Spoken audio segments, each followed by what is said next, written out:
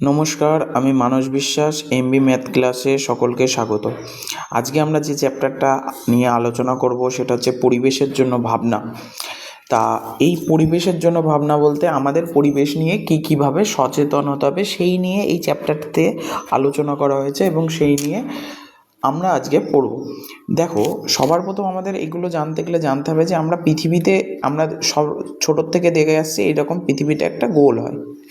এবার আমরা থাকি কোথায়? আমি যখন ছোট ছিলাম আমি ভাবতাম আমরা এই মাঝখানে থাকি। একদমই না, আমরা পৃথিবীর মাঝখানে থাকি না, আমরা পৃথিবীর ওপরে থাকি। অর্থাৎ আমি লাল মার্ক করছি, দেখো, ধরো আমি থাকি হচ্ছে এই স্থানে। এবার যত এই স্থানে থাকি তাহলে এই পৃথিবীর চারপাশে একটা একটা করে প্রথমে জানি যে আস্তে আস্তে উপরে আকাশ থাকে। এই আকাশ যেটা দেখি আমরা সেটা হচ্ছে প্রথম স্তর। অর্থাৎ প্রথম স্তর বলতে কোনটা? যেটা হচ্ছে আকাশ। আকাশে আমরা প্রথম স্তর দেখি। তো এই প্রথম স্তরের পরে আসে আরেকটা স্তর, মানে এই বায়ুমণ্ডল যুক্ত স্তর, এরকম কন্টিনিউ পরপর স্তর আসে।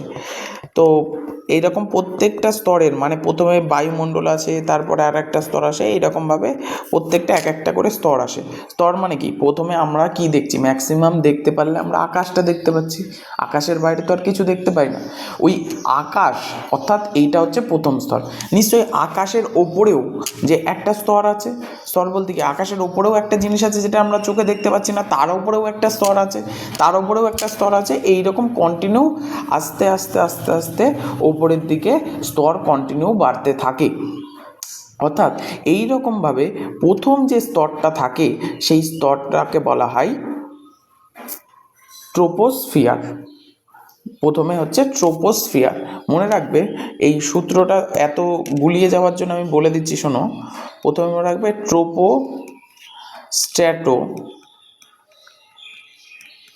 ট্রোপোস্ট্র্যাটো, মেসো, থার্মো, এক্সো আর ম্যাগনেটো।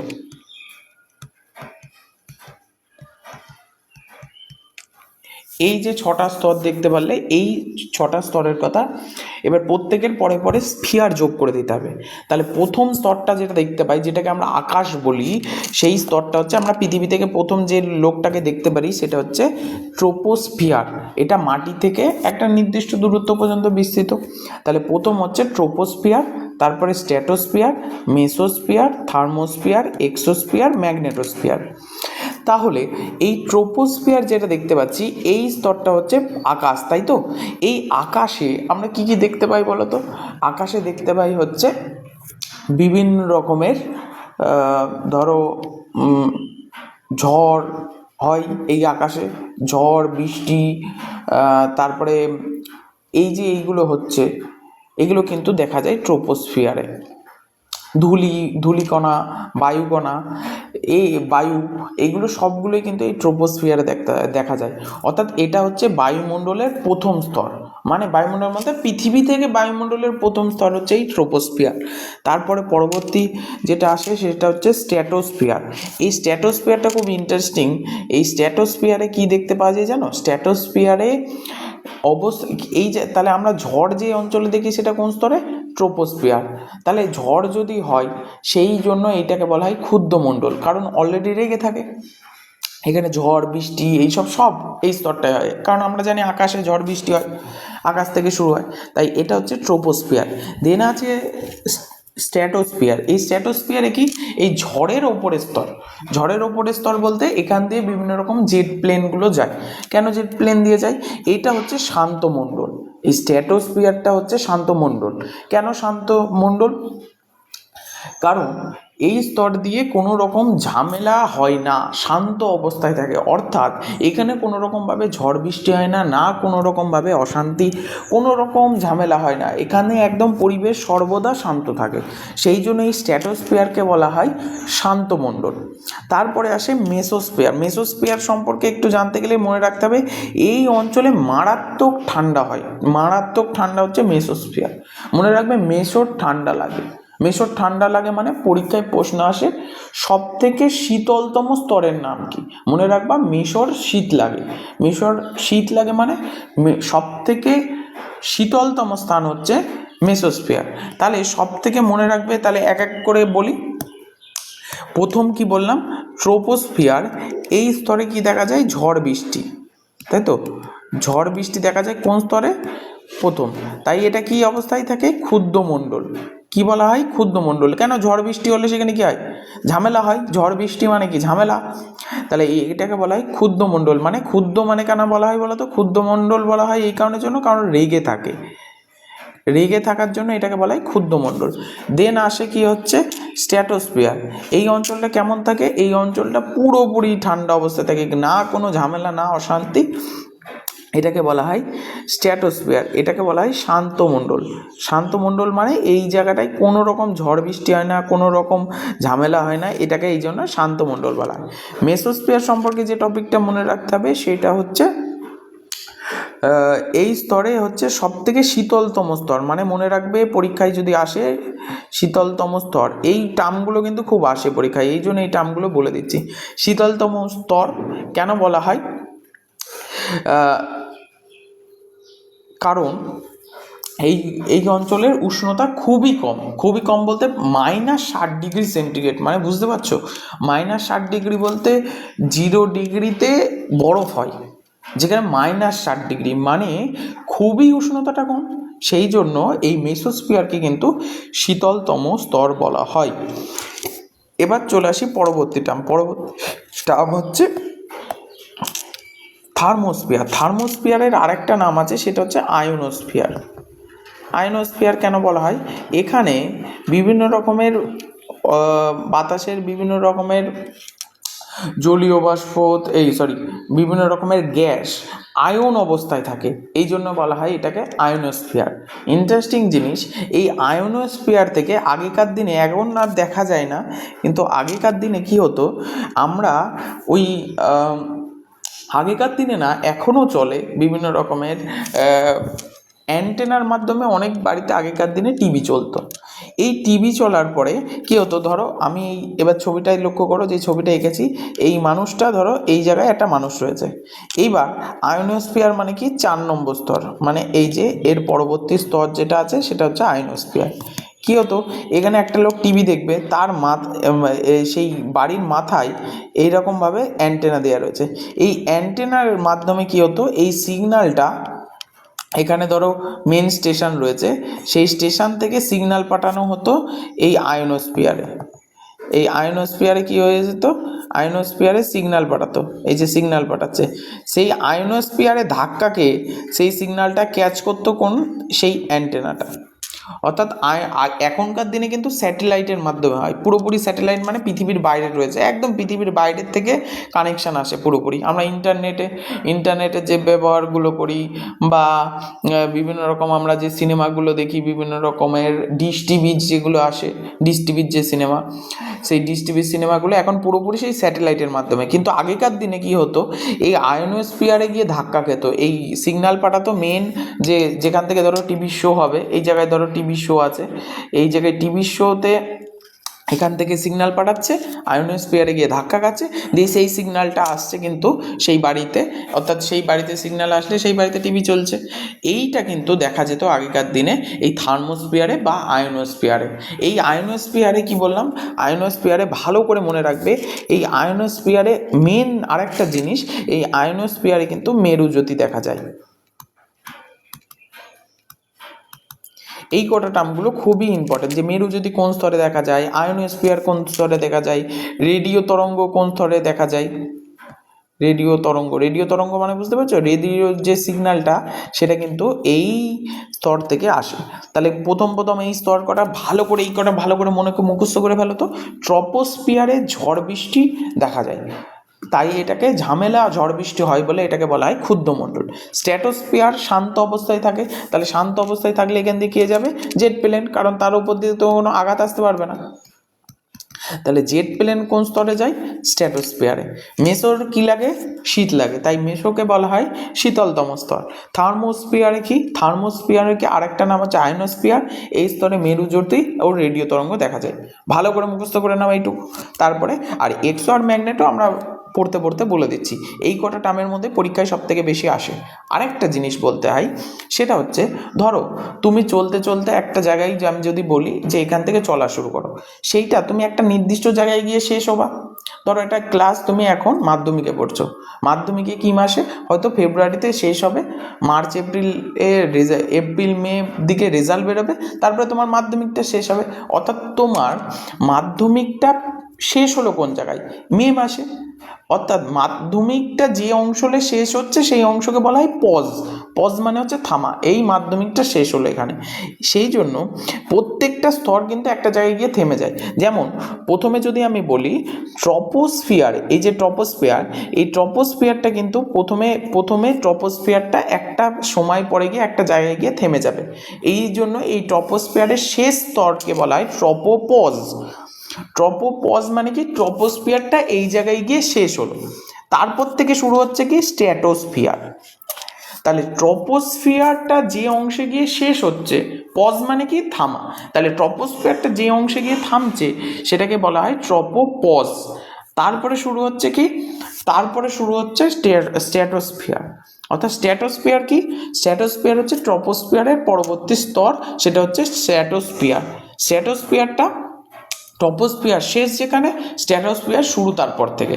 আবার স্ট্র্যাটোস্ফিয়ারটা শেষ হলে সেটাকে বলা হবে স্ট্র্যাটোপজ, তারপরে শুরু হবে মেসোস্ফিয়ার। মানে একটা স্তর যেখানে গিয়ে শেষ, পজ মানে ওখানেই থেমে যাও, আর আমি আগাতে দেবো না, সেই অঞ্চলগুলোকে বলা হয় স্ট্র্যাটোপজ, মেসোপজ, এরকম পরপর পজ। পজ মানে থামা, মানে যে স্তরগুলোটা একটা নির্দিষ্ট জায়গায় গিয়ে থামিয়ে দিয়ে পরবর্তী স্তর আবার শুরু হচ্ছে।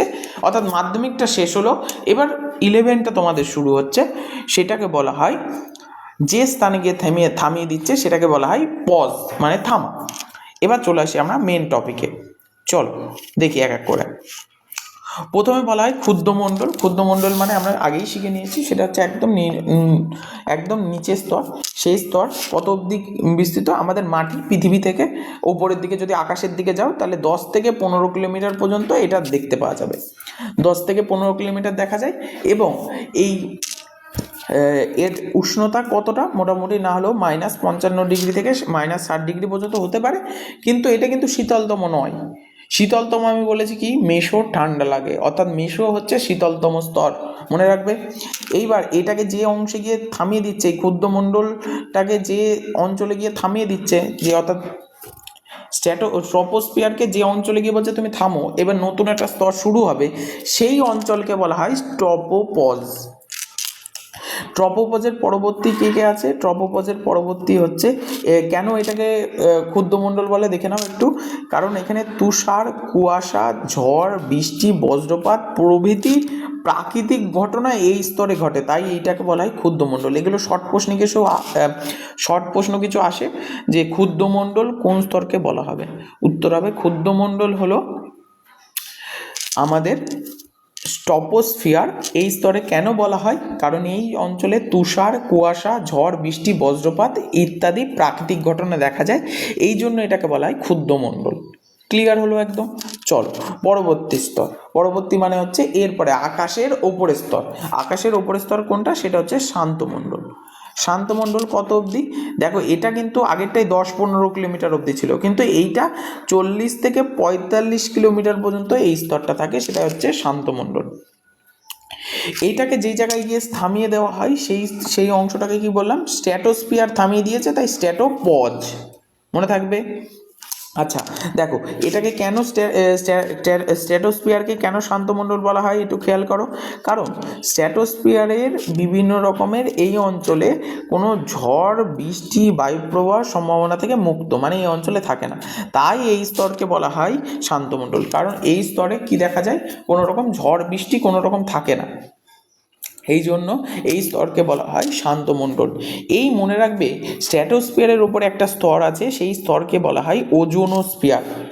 স্ট্র্যাটোপজ তো থাকেই, স্ট্র্যাটোপজের মানে ওপরের দিকে একটা স্তর থাকে, সেটা হচ্ছে ওজোনোস্ফিয়ার। এটা নিয়ে আমরা পরবর্তীতে বিস্তৃত আলোচনা করছি, ওজোনোস্ফিয়ারটা কি, এটা নিয়ে অনেকটা টপিক আমাদের পরবর্তী চ্যাপ্টারে মানে পরবর্তী পোর্শনে আছে, সেখানে আমরা আলোচনা করে নিচ্ছি, সেটা ওজোনোস্ফিয়ার। তো এর পরবর্তী আসে হচ্ছে মেসোস্ফিয়ার। দেখো মেসোস্ফিয়ার কি, ঠিক আস্তে আস্তে দেখো রেঞ্জটা বাড়ছে। প্রথমে পৃথিবী থেকে মানে আমার মাটি থেকে আকাশ অবধি কত অবধি গেলাম, এবার আকাশ অবধি 10 থেকে 15 কিলোমিটার, আকাশ থেকে ঠিক তার পরবর্তী যাচ্ছি কত, আকাশ থেকে যাচ্ছি 40 থেকে 45 কিলোমিটার পর্যন্ত, সেটাকে বলা হয় শান্তমণ্ডল।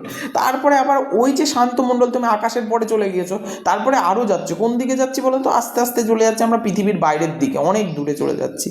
তো সেখান থেকে আগেরটাই 40-45 থাকলেও এটা কিন্তু আরও বেশি, সেটা হচ্ছে কত, 50 থেকে 80 কিলোমিটার।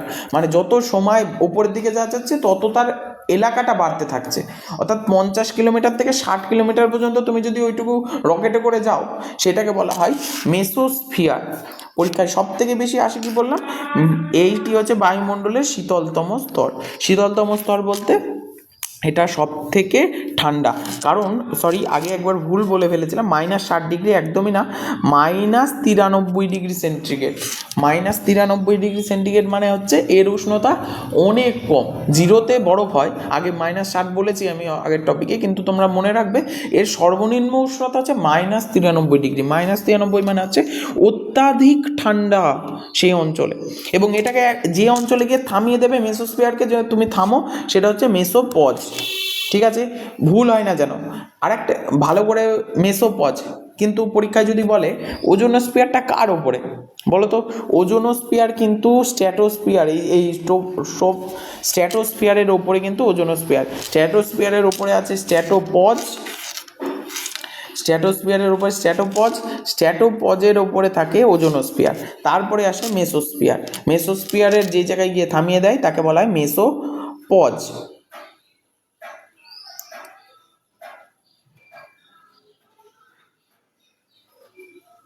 মেসোস্ফিয়ারের পরবর্তী স্তরটা আসে, সেটাকে বলা হয় থার্মোস্ফিয়ার।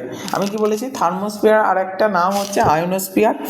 এর সর্বোচ্চ উষ্ণতা 12,000 ডিগ্রি সেন্টিগ্রেড।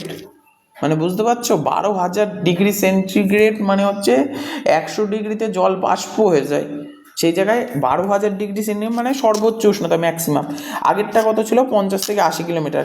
এটা দেখো, এটা আরও রেঞ্জ বাড়িয়ে 600 কিলোমিটার হয়ে গেছে, মানে আরও বেশি এলাকা নিয়ে বিস্তৃত, 600 কিলোমিটার থার্মোস্ফিয়ার। এই স্তরে কি কি দেখা যায়, এই স্তরে সাধারণত এটাকে আয়নস্তরও বলা যায়, কারণ এই স্তরে বিভিন্ন গ্যাসগুলো আয়নিত অবস্থায় থাকে। এর প্রধান উপাদান কিন্তু নাইট্রোজেন, অক্সিজেন এগুলো থাকে। এই স্তরে সব থেকে বেশি ইম্পর্টেন্ট, এই স্তরের ইম্পর্টেন্ট যে মেরুজ্যোতি দেখা যায়, এই স্তরে আয়নোস্ফিয়ারে মেরুজ্যোতি দেখা যায়। এছাড়াও বেতার তরঙ্গ প্রতিফলিত হয়ে ভূপৃষ্ঠে ফিরে আসে এই স্তরে। বেতার তরঙ্গ বলতে ওই যে বললাম যে বিভিন্ন রকমের রেডিও বা আগেকার দিনের যে টিভি চলতো অ্যান্টেনার মাধ্যমে, সেইগুলো কিন্তু এই স্তর থেকে ফিরে আসে। দুটো ইম্পর্টেন্ট প্রশ্ন এখান থেকে সব থেকে বেশি আসে, নাইট্রোজেন ও অক্সিজেন কোন স্তরে দেখা যায়, তো সরি 3টে প্রশ্ন, নাইট্রোজেন ও অক্সিজেন কোন স্তরে দেখা যায়, থার্মোস্ফিয়ারে 1 নম্বর কথা। 2 নম্বর, মেরুজ্যোতি কোন স্তরে দেখা যায়, থার্মোস্ফিয়ারে। বেতার তরঙ্গ কোন স্তরে দেখা যায়, থার্মোস্ফিয়ারে। ভালো করে এই 3টে জিনিস ভালো করে মুখস্থ করে নাও যে কোন স্তরে দেখা যায়। আচ্ছা, পরীক্ষায় তার পরবর্তী স্তর দেখো, এটা আরও রেঞ্জ বাড়িয়ে কত হয়ে গেল, আগেরটায় 600 কিলোমিটার ছিল, এখানে 500 থেকে 700 কিলোমিটার, মানে রেঞ্জটা আরও অনেক পর্যন্ত বাড়িয়ে দিল। এই স্তরে পরীক্ষায় কিন্তু এই স্তর থেকে কি প্রশ্ন আসে, এক্সোস্ফিয়ার থেকে কি প্রশ্ন আসবে, এক্সোস্ফিয়ার থেকে প্রশ্ন আসবে এক্সোস্ফিয়ারে কোন কোন গ্যাসের অস্তিত্ব দেখা যায়, সেটা হচ্ছে হাইড্রোজেন ও হিলিয়াম, কারণ এই গ্যাসের প্রধান উপাদান এইটা। এছাড়াও এই স্তরে কৃত্রিম উপগ্রহ, মহাকাশ স্টেশন এই স্তরে থাকে। তাহলে কোন স্তরে দেখা যায়, তাহলে দুটো প্রশ্ন এখান থেকে সব থেকে বেশি আসবে, যে এক্সোস্ফিয়ারে কী কী দেখা যায়, হাইড্রোজেন ও হিলিয়াম দেখা যায় এক্সোস্ফিয়ারে। একদম প্রথমে লিখে দিই, এই এক্সোস্ফিয়ারে কী দেখা যায়, হাইড্রোজেন H2 ও He দেখা যায়। আর একটা কী দেখা যায়, কৃত্রিম উপগ্রহ, মহাকাশ স্টেশন এই স্তরে দেখা যায়। আচ্ছা চলে আসি, এটা হচ্ছে সব থেকে শেষের স্তর, তাহলে কৃত্রিম উপগ্রহ কিন্তু এই স্টেশনে দেখা যায়। তারপরে আসি ম্যাগনেটোস্ফিয়ার। ম্যাগনেটোস্ফিয়ার মানে একদম শেষ, এরপরে আর কোনো স্তর নেই, এটা একদম শেষ স্তর, মানে এটা বিস্তৃত কত, মহাশূন্য পর্যন্ত, মানে পৃথিবী একদম শেষ, যে মানে পৃথিবীর শেষতম স্তর, একদম শেষে চলে গেল যে স্তরটা, সেটা হচ্ছে ম্যাগনেটোস্ফিয়ার। এই স্তরে কিন্তু কোনো বায়ু দেখা যায় না, এটা হচ্ছে বায়ুশূন্য স্তর। পরীক্ষায় এইটা খুব একটা আসে না, পরীক্ষায় যদি আসে এই পয়েন্টগুলো থেকে সব থেকে বেশি আসবে। তাহলে আরেকবার একটু রিমাইন্ড করে দিই, তাহলে কি কি দেখলাম। আচ্ছা, কি কি দেখেছি আমরা? আচ্ছা, এই স্তরে কি কি দেখা যায়? ও, রেডিও তরঙ্গ। আর একটা কি দেখা যায় এই জায়গায়? নাইট্রোজেন ও অক্সিজেন দেখা যায়। তাহলে এই জায়গাটুকু ভালো করে দেখো। ঝড় বৃষ্টি, ক্ষুদ্রমণ্ডল, শান্তমণ্ডল, জেট প্লেন চলে, শান্তমণ্ডল শান্ত রয়েছে তাই। মেশোর ঠান্ডা লাগে, শীতলতম স্তর। আয়নোস্ফিয়ারের 3-4টে টার্ম রয়েছে, সেটা হচ্ছে আয়োনোস্ফিয়ার বলা হয় থার্মোস্ফিয়ারকে। মেরুজ্যোতি দেখা যায়, রেডিও তরঙ্গ এই স্তরে হয়, নাইট্রোজেন অক্সিজেনের অস্তিত্ব এখানে লক্ষ্য করা যায়। আচ্ছা, এক্সোস্ফিয়ারে কি? এক্সোস্ফিয়ারে কিন্তু কৃত্রিম উপগ্রহ দেখা যায়, কৃত্রিম উপগ্রহ, স্পেস স্টেশন। স্পেস স্টেশন বলতে জানো নিশ্চয়ই, যেখানে গিয়ে মহাকাশচারীরা গিয়ে থাকে, অ্যাস্ট্রোনটরা যারা গিয়ে থাকে। আর ম্যাগনেটোস্ফিয়ার সম্পর্কে খুব একটা আসে না, ম্যাগনেটোস্ফিয়ারটা খুব একটা ইম্পর্টেন্ট না। এই স্তরে বায়ু শূন্য, এইভাবে একটা মনে রাখবে, বায়ু শূন্য। আর কতটা রেঞ্জ বিস্তৃত এটা একটু দেখে রেখো, খুব একটা বেশি আসে না, সব থেকে বেশি আসে কোন স্তরে কি কি দেখা যায়, এগুলোই বেশি সব থেকে লক্ষ্য করা যায় পরীক্ষায় মাধ্যমিকে আসছে। তবে ওগুলো দেখতে হবে যত সময় রেঞ্জ বাড়ছে, যেমন প্রথমটা 10 থেকে 15 কিলোমিটার, তারপরে আস্তে আস্তে 40 থেকে 45, 80, 50 থেকে 80, তারপরে 600 কিলোমিটার, 500 থেকে 700 কিলোমিটার, এরকম আস্তে আস্তে রেঞ্জ বাড়ে। আচ্ছা, এইবার পরীক্ষায় এই যে অনেক সময় কি হয়, আর এইগুলো কিন্তু এক জায়গায় গিয়ে থামিয়ে দেয়, সেগুলোকে বলা হয় পজ বলেছি। প্রত্যেকটা অঞ্চল একটা গিয়ে যে জায়গায় থামিয়ে দেবে তাকে বলা হয় ধরো ট্রপোস্ফিয়ারকে থামিয়ে যাবে যে অঞ্চলে, সেটাকে হচ্ছে ট্রপোপজ, তারপরে শুরু হবে স্ট্র্যাটোস্ফিয়ার। আচ্ছা, এবার পরীক্ষায় প্রশ্ন আসে ল্যাপস রেট কাকে বলা হয়? ল্যাপস রেট কোনগুলো? যেগুলো উচ্চতা বৃদ্ধির সাথে সাথে যখন উষ্ণতা হ্রাস হয়, যত উপরের দিকে যাওয়া যাবে তত ঠান্ডা লাগবে, অর্থাৎ যত উচ্চতা বাড়বে তত উষ্ণতা হ্রাস পাবে। উষ্ণতা হ্রাস মানে টেম্পারেচার কমবে, যত উপরের দিকে যাওয়া যাবে উষ্ণতা তত হ্রাস পাবে, উষ্ণতা কমবে। এইটাকে বলা হয় ল্যাপস রেট। মনে থাকবে কি বললাম? তার মানে যত উপরে যাবে তত ঠান্ডা লাগবে, এটাকে বলা হয় ল্যাপস রেট। আর বায়ুমণ্ডলের বিভিন্ন অঞ্চলে দেখা যায় কি, তাপের প্রভাবে বিভিন্ন গ্যাসীয় পদার্থ বায়ুর মাধ্যমে প্রবাহের যে সৃষ্টি হয় তাকে বলা হয় পরিচলন স্রোত। এগুলো একটু দেখে নেবে, পড়ে নেবে, খুব একটা ইম্পর্টেন্ট নয় এইগুলো। এবার দেখো, আমি ওজোনোস্ফিয়ারের কথা বলেছিলাম। এই ওজোনোস্ফিয়ারের কিন্তু পরবর্তী যে স্টেপ সেটা হচ্ছে স্ট্র্যাটোস্ফিয়ার ছিল, প্রথমে ট্রপোস্ফিয়ার ছিল। পৃথিবী, এই হচ্ছে পৃথিবীর বাইরে প্রথম স্তর ছিল হচ্ছে ট্রপোস্ফিয়ার। তার পরবর্তী স্তর ছিল কি? এই পরবর্তী স্তর ছিল কি? স্ট্র্যাটোস্ফিয়ার। আর এই যে স্ট্র্যাটোস্ফিয়ার আছে, এর ওপরে একটা প্রোটেক্ট করে রয়েছে, একটা আস্তরণের মতো সৃষ্টি হয়ে রয়েছে। দেখো, সবুজ কালার দিচ্ছি, ডান দিকের কোণায় লক্ষ্য করবে। এইটা হচ্ছে কিন্তু ওজোন স্তর এরকম বিস্তৃত বায়ুর মতো থাকে না, এ একদম প্রোটেক্ট হয়ে রয়েছে, মানে গোল করে বিস্তার, পুরো পৃথিবীকে ঘিরে রয়েছে এই স্তরকে এইভাবে ঘিরে থাকার কারণ কি? আগে গল্পটা শুনে নাও। এই স্তরের কাজ কি? এই স্তরের কাজ, পৃথিবীর বাইরে ধরো এই জায়গাতে একটা সূর্য আছে, এই সূর্য থেকে কি হয়, বিভিন্ন রকমের রশ্মি পৃথিবীতে আসে, এর মধ্যে থেকে এই ওজোন স্তরটা কাজ করে, এই সবুজ, এই হচ্ছে বডিগার্ডের মতো কাজ করে।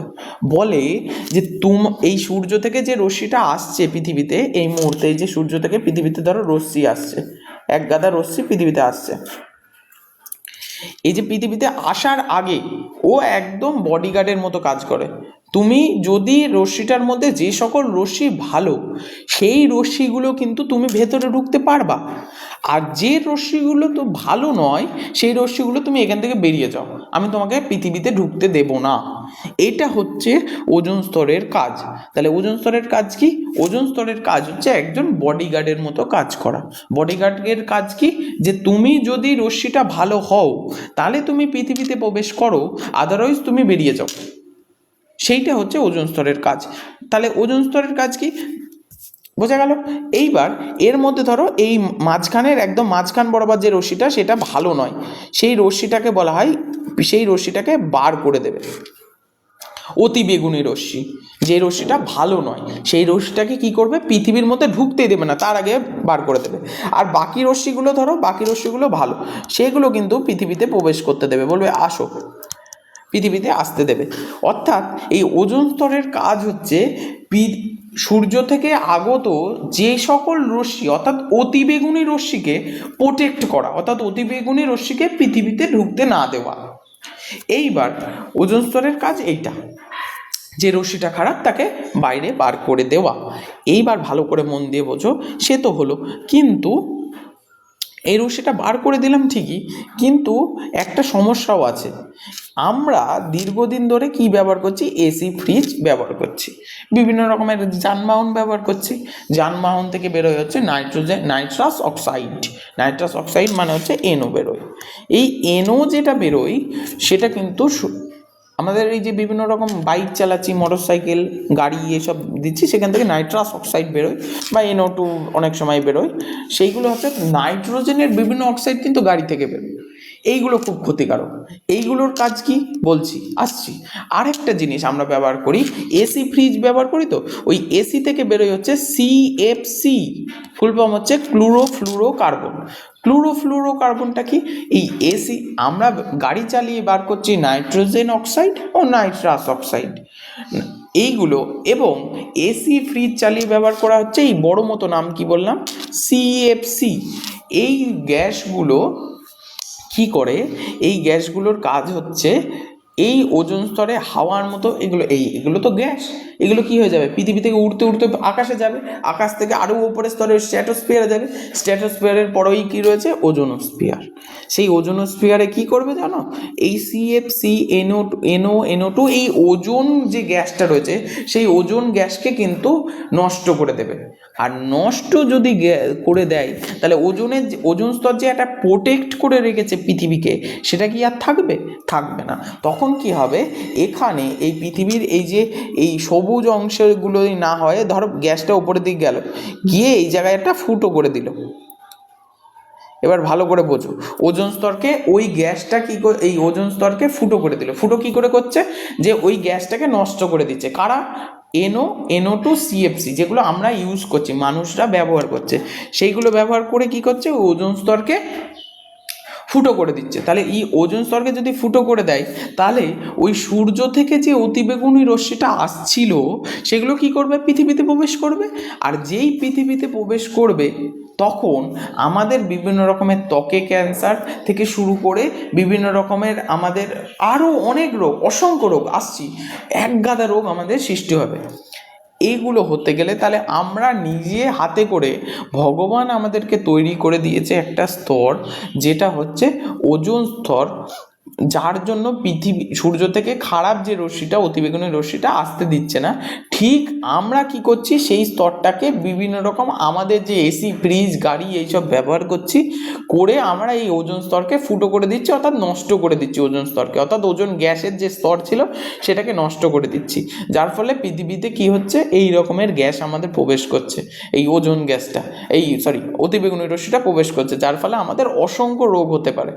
তাহলে এই রোগটাকে তাহলে আমাদের কি করতে হবে বলো, তাহলে আমাদের 1 নম্বর কথা, এটা থেকে বাঁচতে গেলে আমাদের এই 1 নম্বর ওজোন স্তরকে ঠিক রাখতে গেলে আমাদের এইগুলোর ব্যবহার কমাতে হবে। যদিও মানুষ এর ব্যবহার খুবই কম করবে না, এটা বলে ভুল, তবে একটা জিনিস তো আমরা করতেই পারি, সেটা হচ্ছে ওজোন স্তরের হিসাবে আমরা এখন বর্তমানে ইলেকট্রিক ভেহিক্যাল বেরিয়েছে, যেগুলো আমরা ইলেকট্রিক স্কুটার ব্যবহার তোমরা দেখতেই পাচ্ছ, সেগুলো ব্যবহার হয়েছে। তো আমরা ইলেকট্রিক স্কুটার ব্যবহার করলেও কী হচ্ছে, সেখান থেকে কোনো রকম গ্যাস বেরোচ্ছে না, NO2 এগুলো বেরোচ্ছে না। সেক্ষেত্রে আমরা হয়তো দেখতে পাবো যে অনেকটা সেফ, আগের থেকে অনেকটা বেশি সেফ হচ্ছে। আশা করি ক্লিয়ার হলো কনসেপ্ট। তো এই হচ্ছে বেসিক কনসেপ্ট ছিল। এবার কিভাবে নষ্ট হচ্ছে, কি হয়, সেগুলো আমরা আলোচনা করব। কনসেপ্ট তো বলেই দিলাম। এবার দেখো, পরীক্ষায় কিন্তু 2025-এও এই প্রশ্নটা এসছে, ওজোন স্তরের ঘনত্বের একক কী? ওজোন স্তরের ঘনত্বের একক হচ্ছে ডবসন একক বা DU দ্বারা প্রকাশ করা হয়। পরীক্ষায় দেখো, ওজোন স্তরের ঘনত্বের একক ডবসন একক বা DU দিয়ে প্রকাশ করা হয়। আচ্ছা, সবার প্রথম দেখি আমাদের এই যে পৃথিবীর বাইরে ওজোন স্তরটা সৃষ্টি হচ্ছে, সেটা কিভাবে সৃষ্টি হয়েছে। আমাদের বায়ুমণ্ডলে কি থাকে, আমাদের বায়ুমণ্ডল থাকে অক্সিজেন, তাই তো, অক্সিজেন থাকে। সেই অক্সিজেনটা ভেঙে এই O2টা কিন্তু, এই O2 এটা হচ্ছে অণু, এটা ভেঙে যে দুটো তৈরি হলো এইগুলোকে বলা হয় পরমাণু। অর্থাৎ একটা অক্সিজেন অণু ভেঙে দুটো অক্সিজেন পরমাণু তৈরি হলো। সেই অক্সিজেন পরমাণুটা, মানে এই যে অক্সিজেন পরমাণুটা আবার দুখানা অক্সিজেনের সাথে যুক্ত হয়ে, দুখানা 2O2 মানে কি, দুখানা O2, ও কটা তৈরি হয়েছিল বলো তো, ও দুখানা তৈরি হয়েছিল, তাহলে 2O, ও ও মিলিয়ে কটা হয়ে গেল, ও ও মিলিয়ে 2O, সেই হচ্ছে 2O হচ্ছে এইটা। 2ওর সাথে আবার ওখানে তো বায়ুমণ্ডলে তো ওটা তো অক্সিজেন ভেঙে ও তৈরি হলো, আবার সেই বায়ুমণ্ডলে কি রয়েছে বলো তো, অক্সিজেন রয়েছে। তাহলে 2O2 আর 2O এই দুটো মিলিয়ে তৈরি হয়ে গেল 2O3। O3 মানে হচ্ছে ওজোন, ওজোন স্তরের সংকেত হচ্ছে O3। O3 মানে হচ্ছে ওজন। অক্সিজেনের সংকেত যেমন O2, তেমন ওজনের সংকেত হচ্ছে O3। ওজন একটা গ্যাস, এটা একটা পৃথিবীর বাইরে, স্ট্র্যাটোস্ফিয়ারের বাইরে একটা প্রোটেক্টিভ অবস্থায় রেখে দিয়েছে, যাতে এর বাইরে কোনো রকমভাবে বাইরে থেকে রশ্মি না পৃথিবীতে প্রবেশ করতে পারে। আচ্ছা, আশা করি কীভাবে ওজন তৈরি হলো বুঝতে পারলে। তাহলে কি বললাম, সবার প্রথম কাজ কি, O2টা ভেঙে প্রথমে ও তৈরি হলো, তারপরে অর্থাৎ ও মানে কটা ও তৈরি হলো, দুটো ও, এই দুটো ওর সাথে আবার 2 অণু অক্সিজেন যুক্ত হয়ে 2 অণু ওজোন তৈরি করলো। আচ্ছা, ক্লিয়ার হলো। আচ্ছা, ওজোন স্তরের গুরুত্ব তো আমি আগেই বলে দিয়েছি। বিভিন্ন অতিবেগুনি রশ্মি, এই যে অতিবেগুনি রশ্মি পৃথিবীতে আসতে দেয় না, তার আগেই শোষণ করে নেয় বা বাইরে বার করে দেয়, সৌরপর্দা হিসেবে ব্যবহার করা হয় এটি, যাতে নোংরা। আচ্ছা, এবার চলে আসি বায়ুমণ্ডলে ওজোন স্তর ধ্বংসের জন্য কোন কোন গ্যাস দাঁড়ায়। অলরেডি আমরা বলে দিয়েছি ওজোন ছিদ্র বা ওজোন স্তর, ওজোন গহ্বর কীভাবে সৃষ্টি হয়। স্ট্র্যাটোস্ফিয়ারের যে ওজোন ওপরে অন্তর্গত যে ওজোন স্ফিয়ার আছে, সেটা পাতলা হওয়ার ঘটনাকে, পাতলা মানে হচ্ছে একদম ফুটো, পাতলা হয়ে যাচ্ছে মানে কি আস্তে আস্তে ফুটো হয়ে যাওয়ার জোগাড়, এইরকম হয়ে গেলে তখন তাকে বলা হয় ওজোন ছিদ্র বা ওজোন হোল। আচ্ছা, এর জন্য প্রধান 3টি জিনিস আসে বললাম, এটাও বলেছি, nitric oxide, nitrogen dioxide NO2 আর ক্লোরোফ্লোরোকার্বন। পরীক্ষায় কিন্তু গুলিয়ে ফেলো না, nitric oxide NO, nitrogen dioxide ও ক্লোরোফ্লোরোকার্বন, এগুলো কিন্তু বায়ুমণ্ডলের ওজোন স্তরের ধ্বংসের জন্য দায়ী। তার মানে এগুলোকে কমাতে হবে আমাদের। এবার দেখো ওজোন স্তর কীভাবে NO2 আর CFCটা কীভাবে কাজ করে, কীভাবে ধ্বংস করে, ভালো করে দেখো। প্রথমে কি করলাম আমরা, ধরো গাড়ি চালাচ্ছি, গাড়ি চালিয়ে কি করলাম, গাড়ি চালিয়ে বের করলাম হচ্ছে সেই গাড়ির ধোঁয়াতে কি কি থাকে, দুটো জিনিস থাকে বললাম, এক হচ্ছে NO থাকে আর একটা হচ্ছে NO2 থাকে, এই দুটো লোক থাকে।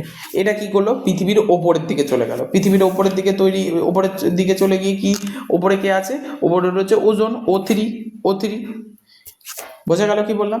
এইবার প্রথমে NOটা, এই যে NOটা অক্সিজেনের সাথে বিক্রিয়া করে কি তৈরি করছে, NO2 অর্থাৎ নাইট্রোজেন ডাইঅক্সাইড আর অক্সিজেন। তাহলে ভাবো, O3 ছিল, ওজনের একটা স্তর ছিল, সেই ওজনের স্তর মানে O3টা ওখানে ভাসছিল, নাইট্রোজেন ওপরে গেল, গিয়ে দেখছে ওখানে O3টা ভাসছে, মানে ওজনের স্তরটা ভাসছে। নাইট্রোজেনটা কি করলো, নাইট্রোজেন ডাইঅক্সাইড, NO2 মানে নাইট্রোজেন ডাইঅক্সাইডটা উপরে গেল, ওজন ভাসছে, ওজনের সাথে কি করলো, বিক্রিয়া করলো, বিক্রিয়া করে NO2 নাইট্রোজেন ডাইঅক্সাইড তৈরি করে দিল আর অক্সিজেন তৈরি করে দিল। হ্যাঁ, অক্সিজেন তৈরি করে দিল, সেখানে কি আর অক্সিজেন থাকলো, তাই বল, সেখানে কি আর ওজন থাকলো না, সেখানে থাকলো কি, সেখানে তৈরি হয়ে গেল অক্সিজেন। তাহলে O3টা NO2টা গিয়ে O2তে তৈরি করে দিল। তাহলে O2 যদি তৈরি করে দেয়, তাহলে আর তো বাবা ওখানে সত্যি কথা বলতে ওজন O3তে থাকলো, O3 কমে গেল। এখানে আরেকটা কি হচ্ছে, আবার যদি NO2টা ওপরে গেল, গিয়ে O3 সাথে বিক্রিয়া করলো, O3 মানে ওজনের ওই স্তর রয়েছে, ওর সাথে বিক্রিয়া করলো, দিয়ে NO3 তৈরি করলো আর O2 তৈরি করলো। দেখো আবার O3 যে ওজনের স্তরটা তৈরি করেছিল ওটাকে ভেঙে দিল, নষ্ট করে দিল, নষ্ট করে কি তৈরি করে দিল, অক্সিজেন তৈরি করে দিল। তাহলে O3 ওখানে কি হয়ে গেল, কমে গেল। তাহলে দেখো, তাহলে এরা কি করছে, ওপরে যাচ্ছে, গিয়ে আমরা যে গ্যাসটা বার করছি সেটা উপরে গিয়ে O3কে নষ্ট করে দিয়ে অক্সিজেন তৈরি করে দিচ্ছে। বারবার NO যাচ্ছে, NO গিয়ে O3কে গিয়ে নষ্ট করে অক্সিজেন তৈরি করে দিচ্ছে। হ্যাঁ, অক্সিজেন ভালো, কিন্তু অক্সিজেন তো আমরা পাচ্ছি, অক্সিজেন তো আমরা পাচ্ছি এই বিভিন্ন রকমের গাছপালা থেকে, তো সেখানে গিয়ে ওই O3-কে নষ্ট করে দিয়ে চলে আসছে। যার জায়গা যার যেটা আমাদের সুবিধা করছে সেটাকে নষ্ট করে দিয়ে অক্সিজেন তৈরি করে দিচ্ছে। ওই অক্সিজেন তো আমার দরকার নেই, আমার তো আমি তো গাছ থেকে পেয়ে যাচ্ছি অক্সিজেন, তাহলে ওই গাছটাকে কী করে ওটাকে নষ্ট করে দিচ্ছে। এই নষ্ট করে দেওয়ার দরুন সেখানে অক্সিজেন তৈরি হয়ে যাচ্ছে আর ওজনটা নষ্ট হয়ে যাচ্ছে।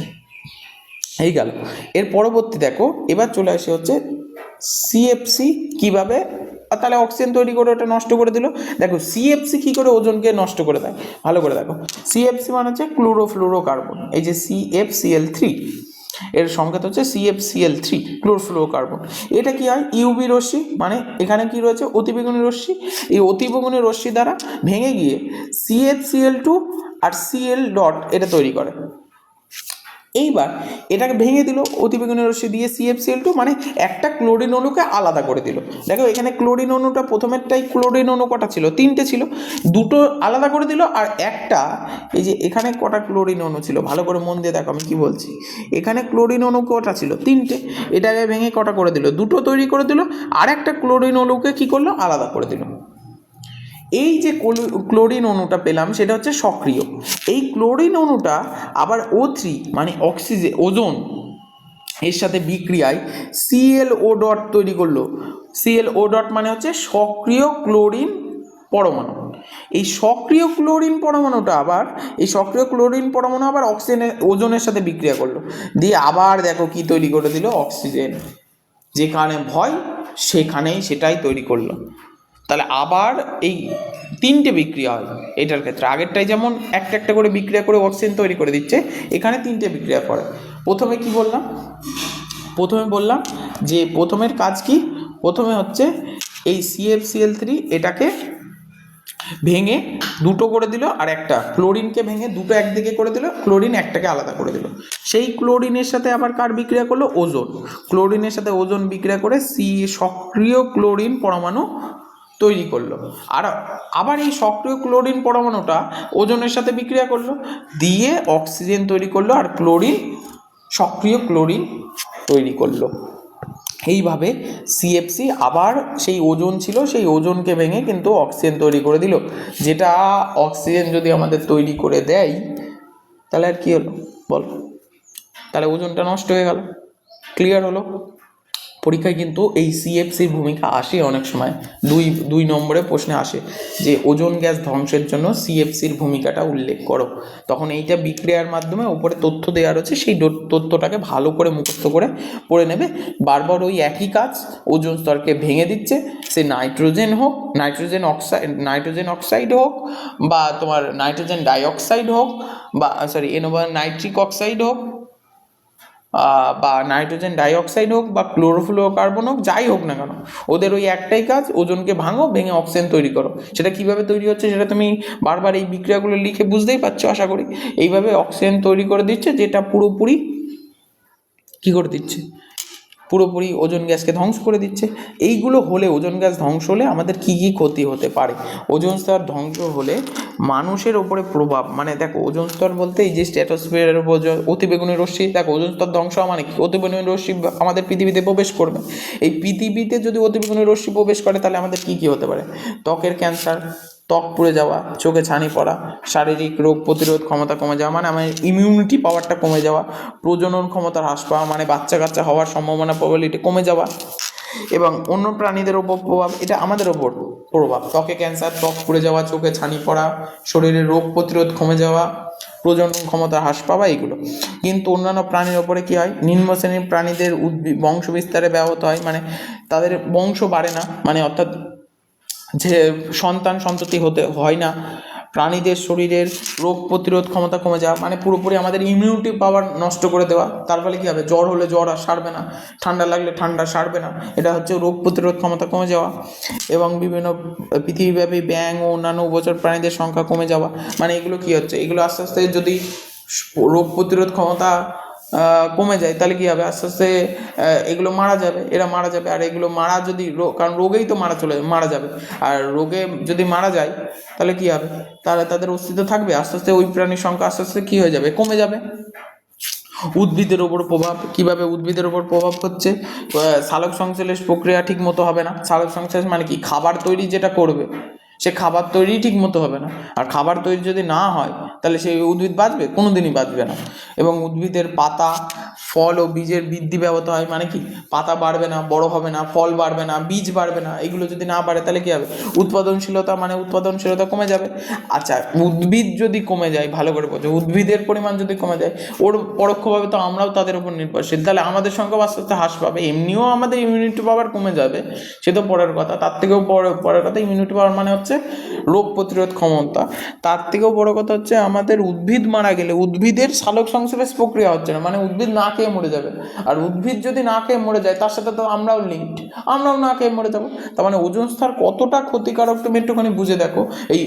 ওজোন স্তর কতটা আমাদের হেল্পফুল সেটা বুঝে দেখো, যেটা আমরা ক্ষতি করছি নিজেরা ইচ্ছা করে। তাহলে এই স্তরটাকে নিজেরা ক্ষতি করে ফেলছি, তাহলে এই স্তরকে থেকে বাঁচাতে গেলে কিন্তু আমাদের একটাই কাজ, যে এগুলো আমাদের গাড়ি ঘোড়া কমাতে হবে। এর পরিবর্তে আমরা সাইকেল ব্যবহার করতে পারি, বা বিভিন্ন রকম ইলেকট্রিক ভেহিকেল যেগুলো এসছে বর্তমানে সেগুলো ব্যবহার করতে পারি, তাই না? এছাড়াও এসি ফ্রিজের ব্যবহার যতটা সম্ভব কমিয়ে নেওয়া আসা। হয়তো ওয়েদার ঠান্ডা রয়েছে, এসি তো আর পুরোপুরি পার্মানেন্টলি বন্ধ করা সম্ভব নয়। গাছ লাগানো, যাতে পৃথিবীতে পরিবেশে গাছ যদি লাগানো হয় তাহলে কী হবে, পৃথিবীতে উষ্ণতা অনেক কম হবে। এসি চালাতে হবে না, তাহলে সেগুলো আমাদের একটু খেয়াল রাখতে হবে। ঠিক আছে, পরবর্তী ভিডিওতে গ্রিন হাউস এফেক্টটা কি আমরা পরবর্তী ভিডিওতে আলোচনা করব। আজকে ভিডিওটা এই অবধি।